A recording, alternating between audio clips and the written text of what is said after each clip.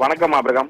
தருமபுரி மாவட்டம் முத்தம்பள்ளி கரங்கூர் பகுதியை சேர்ந்தவர் ராஜதுரை முத்துலட்சுமி தம்பதி. இவர்களுக்கு 7 வயதில் ஒரு பெண் குழந்தையும் 9 மாத நவனீஸ் என்ற ஆண் குழந்தையும் உள்ளது. இவர்கள் கோவையில் வசித்து கட்டிட கூலி வேலை செய்து வருகின்றனர். இந்த நிலையில் கடந்த ஒரு வாரத்திற்கு முன்பு தனது குடும்பத்தினரின் இறப்பிற்காக சொந்த ஊருக்கு சென்றவர்கள் நேற்று முன்தினம் இரவு மீண்டும் கோவை செல்வதற்காக சேலத்திலிருந்து கோவை செல்லும் அரசு பேருந்தில் ராஜதுரை மற்றும் முத்துலட்சுமி ஆகியோர் தனது 2 குழந்தைகளுடன் ஓட்டுநர் இருக்கையின் பின்புறம் அமர்ந்துள்ளனர்.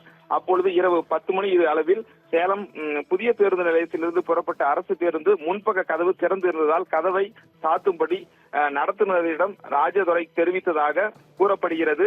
இந்த நிலையில் பேருந்து சேலம் மாவட்டம் சங்ககிரி அருகே உள்ள கத்தேரி வளையக்காரனூர் தேசிய நெடுஞ்சாலையில் சென்று கொண்டிருந்த பொழுது திடீரென ஓட்டுநர் பிரேக் பிடித்ததால் ராஜதுரை இடது தோளில் இருந்த அவரது மகன் நவனீஸ் நழுவி கீழே விழுந்தார்.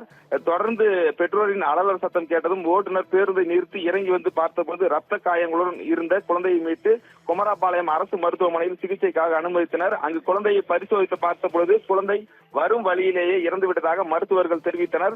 இச்சம்பவம் குறித்து தகவலின் பேரில் விரைந்து வந்த தேவூர் போலீசார் வழக்கு பதிவு செய்து பேருந்தில் இருந்து குழந்தை விழுந்ததற்கான காரணம் குறித்து ஓட்டுநர் மற்றும் நடத்துனரிடம் தீவிர விசாரணை நடத்தினர். இந்த நிலையில் அரசு பேருந்து இயக்கிய கோவை கவுண்டம்பாளையத்தை சேர்ந்த சிவன்மணி, நடத்துனர் பழனிசாமி ஆகிய 2 பேர் மீது வழக்கு பதிவு செய்யப்பட்டுள்ளது.